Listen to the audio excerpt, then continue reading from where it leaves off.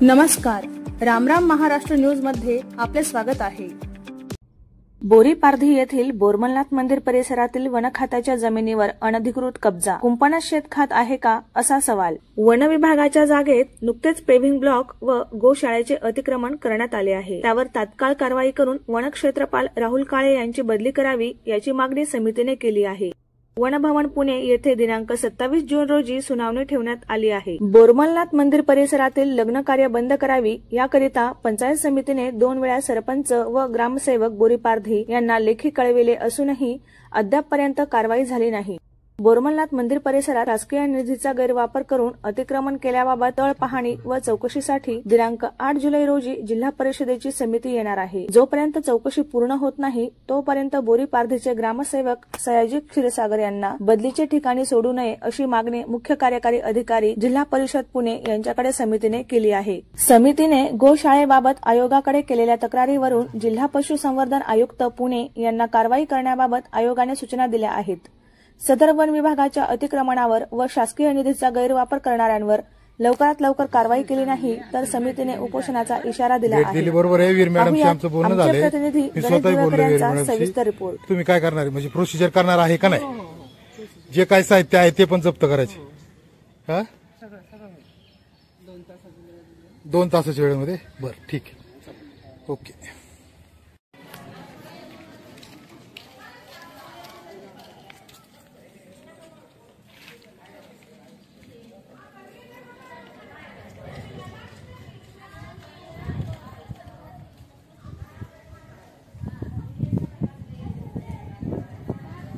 नमस्ते, मी गणेश दिवेकर, रामराम महाराष्ट्र न्यूज मध्ये आपलं स्वागत करतो। दौंड तालुक्यातील बोरीपारधी या ठिकाणी बोरमलनाथ देवस्थान या बोरमलनाथ देवस्थानच्या आजूबाजूला असलेल्या फॉरेस्ट जमिनीवरती जे अतिक्रमण झाले त्या जमिनीवरती आवाज उठवण्याचं काम हे बोरमलनाथ बचाव समितीने केलेलं आहे। आज बोरमलनाथ समितीचे कार्यकर्ते आपल्या बरोबर बोलण्यासाठी आहेत। आपण जाणून घेऊयात नक्की काय हा प्रकार आहे। मी यशवंत मार्तन सोडणार राहणार बोरीपारधी तालुका दौंड जिल्हा पुणे उर्फ बाळू मार्तन सोडणार 20 वर्षापासून फॉरेस्ट खात्याचा वाचवण्याचा मी प्रयत्न करत आहे। वेळोवेळी तक्रारी करून सुद्धा काय केलं नाही। पण बोरमलनाथ परिसरामध्ये पुजारी कैलास गुरव यांनी अतिक्रमण करून शाळा बिल्डिंग आरसीसी बांधकाम करून तिथं सगळं अतिक्रमण केलेलं आहे तिथं।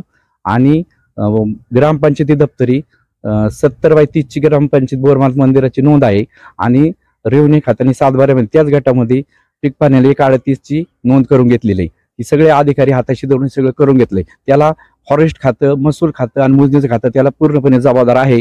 आणि ही आतापर्यंत वेळोवेळी तक्रार करून सुद्धा ही कुठली दखल घेत नाहीये।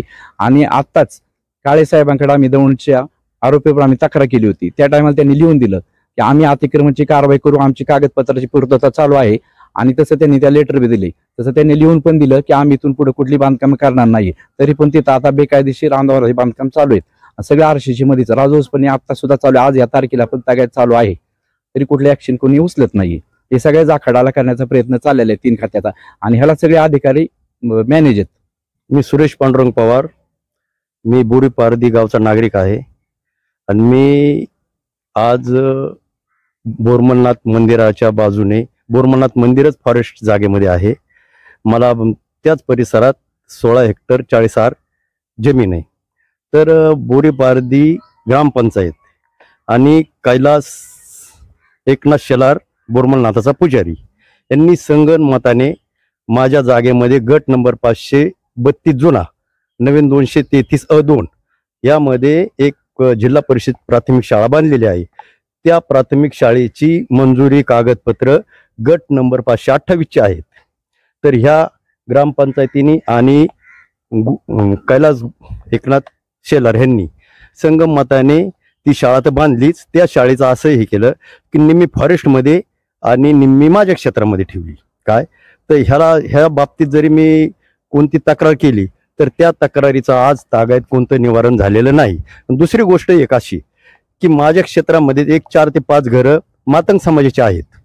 त्या मातंग समाजाच्या 4 घरांना ग्रामपंचायत आणि शेलार यांनी तिला मातंग वस्ती असं नाव देऊन त्या मातंग वस्तीचे जे अनुदान आहे त्यांना गटर लाईन असन, रोड असन, पाण्याची टाकी असन, हे सर्व अनुदान आणून या कैलास शेलारनी आणि ग्रामपंचायतीच्या कार्यकर्त्यांनी पूर्ण वन विभागाच्या जागेत म्हणजे फॉरेस्टच्या जागेत बोरमलनाथाच्या बाजूने पूर्ण वापरलेलं आहे. हे असे यांचे धंदे भरपूर वर्षापासून चालू आहेत. तर याकडे शासनाने दुर्लक्ष न करता ह्याच्यावर लवकरात लवकर कारवाई झाली तरच बोरीपारधी ग्रामस्थ सर्व हे थोडस काहीतरी आदराने शासनाकडे बघतील. आणि दुसरं असं की हे जे चाललेले आहे ह्या कार्यक्रमामध्ये पूर्ण अधिकारी वर्ग, विशेष म्हणजे राहुल काळे साहेब फॉरेस्टचे, आम्हाला त्यांनी पूर्ण 8 महिने फक्त पळवापळवीची उत्तरे दिली आणि जे नाही ते त्यांनी सांगून 8 महिने आमचे त्यांनी खाल्लेले आहेत. तर याकडे शासनाने दुर्लक्ष न करता विशेष म्हणजे काळे साहेबांच्यावरही कारवाई झाली पाहिजे, हेच मी आपल्या समोर मांडत आहे. बोरमलनाथ परिसरामध्ये बरेचसे अतिक्रमण झालेले आहेत आणि अजूनही होतात. तसंच बोरमलनाथ बचाव समितीच्या तर्फे एक अर्ज आम्ही दिलेला होता पंचायत समिती, जिल्हा परिषद आणि फॉरेस्ट खात्याला की इथं अतिक्रमण होऊ नये म्हणून. तरी ग्रामपंचायतीने इथं एक काम टाकलं पेव्हिंग ब्लॉकचं आणि त्याबद्दल बी आम्ही पंचायत समिती, जिल्हा परिषद आणि फॉरेस्ट खात्याला कळवलं. तरी त्यांना बोरीपारधी ग्रामपंचायतीने दाद न देता त्यांच्या वरिष्ठ अधिकाऱ्यांनीही त्यांच्याकडे दुर्लक्ष करून ते काम 20 लाखाचं पूर्ण केलं. पूर्ण केल्यानंतरही आम्ही सांगितलं तरी आमच्या बोलण्याकडे किंवा आमच्या अर्जांकडे त्यांनी अजूनपर्यंत कोणतं लक्ष दिलेलं नाही. मी सुभाष बाबुराव बर्वे, राहणार बोरीपारधी. माझी जमीन ही बोरमलनाथ परिसरात आहे. वन विभागाची जमिनीच्या शेजारी जमीन आहे आणि त्या वन विभागाच्या जमिनीमध्ये कैलास एकनाथ शेलार यांनी अतिक्रमण करून गोशाळा चालू केली तिथं. तर त्या गोशाळेचा आम्हाला हकनाक त्रास आहे. त्याचा तो दादागिरी करून आम्हाला दम देतो. कधी सांगतो आम्ही देवाचा अवतार आहे, मी नग्न भैरव आहे, मी बोललेला शब्द खरं ठरतो, माझ्या जिभेमध्ये खूप ताकद आहे. हे असं काही ना काही मानसिक दडपण आणून प्रत्येक वेळेस आम्हाला ही व्यक्ती त्रास देत असते. परत तिथे जे मंगल कार्यालय आहे त्याचं जे सांडपाणी आहे, गोशाळा आहे त्याचं सगळं सांडपाणी हे सगळं आमच्या शेतात सोडलं जातं. आणि स्वतःनी जी शाळा चालू केली गोशाळाचं ती पूर्ण वन विभागात आहे. त्याच्या बाबतीत कोणीच दखल घेत नाहीये. वारंवार तक्रारी करून सुद्धा काळे साहेबांनी या बाबतीत काहीही केलेलं नाही, उलट त्याला प्रोत्साहन देतात. तर आम्हाला एकच अपेक्षा आहे की ह्या माध्यमातून आम्हाला न्याय मिळेल. प्रत्येक वेळा बरेचशा वेळा आमच्या शेतामध्ये जनावरं सोडली जातात, त्यांच्या पाठीमाग कुत्री पळत असतात. असे कितीतरी वेळा आम्ही त्या जनावरांना कुत्र्याच्या तावडीतून सोडलेले. लहान लहान वासरं अक्षरशः कुत्री फाडत असतात. शेवटी दात तरी कोणाला मागायचे. आम्ही वारंवार कंप्लेंट सुद्धा केलेली आहे, तरी तो स्वतःच म्हणतो माझं कोणीही काही वाकडं करू शकत नाही, कुठपर्यंतही जातो मी. तर अशी आम्हाला दमदाटी करण्यात येते. तर ह्यातून आम्हाला न्याय मिळावा लवकरात लवकर, हीच आमची अपेक्षा आहे. तुमचं नाव सांगा प्रथमतः आणि नक्की काय हा जो प्रकार आहे ना तो थोडासा आमच्या प्रेक्षकांना सांगा. माझे नाव प्रशांत बापूराव ताडगे. सदर वन विभागाच्या जागेमध्ये बोरमलनाथ देवस्थानचं म्हणजे मंगल कार्यालय उभं केलेलं आहे. ते कार्यालय बंद करण्यासाठी वन विभागाला बराच वेळा पत्रव्यवहार केलेला आहे. त्यानंतर पंचायत समितीलाही त्याचा पत्रव्यवहार झालेला आहे. पंचायत समितीने ग्रामपंचायतला तसं पत्रव्यवहार केल्यामुळे ग्रामपंचायतचा बोरीपारधी ग्रामपंचायतचा ठरावही मंजूर झालेला आहे. तरीही ते काही बंद होत नाही. त्याच्यावर लवकरात लवकर कारवाई व्हावी. आपल्याबरोबर समितीतले इतरही काही कार्यकर्ते आहेत की जे समितीमध्ये या अतिक्रमणाविरोधात लढा देत आहेत. आपण त्यांच्याकडून जाणून घेऊयात की कशा प्रक्रमण आहे आणि या अवैध कारभाराविरोधात कशा प्रकारे ते लढत आहेत. तर प्रथमतः तुमचं नाव सांगा. माझं नाव हरिश्चंद्र बापूराव फरगडे, बोरीपारधी ग्रामस्थ. तर बोरीपारधी ग्रामस्थ बोरमलनाथ परिसरामध्ये वन विभागाच्या जागेत भरपूर अतिक्रमण कैलास गुरव यांनी केलेले असून त्या ठिकाणी 4 मोठी कार्यालय उभारण्यात आलेली आहेत. त्यांना अनधिकृतपणे MSCBने जे मीटर कनेक्शन देण्यात आलेले आहेत ते संपूर्ण बेकायदेशीर आहे. अशा आम्ही बरेच वेळा MSCBला तक्रारी करूनही त्याचं कुठल्याही प्रकारचं म्हणजे आमचं तक्रारीचं निवारण केलेलं नाही त्यांनी. तर ते बेकायदेशीर असलेलं ते मीटर कनेक्शन MSCBचं त्वरित बंद करण्यात यावं एवढीच माझी मागणी त्या ठिकाणी. बोलण्यासाठी ग्रामपंचायत सदस्य तसेच या समितीचे ज्येष्ठ कार्यकर्ते पण आहेत. त्यांच्याशी आपण चर्चा करूयात की कशा प्रकारचं हे अतिक्रमण आहे आणि फॉरेस्ट डिपार्टमेंट या सर्व गोष्टींवरती कशा प्रकारे कारवाई करते किंवा नाही करते, किंवा फॉरेस्ट डिपार्टमेंटचा त्यांना कशा प्रकारचा एक अनुभव आलेला आहे. नमस्कार, मी अशोक अडसूळ, ग्रामपंचायत सदस्य बोरी पारधी.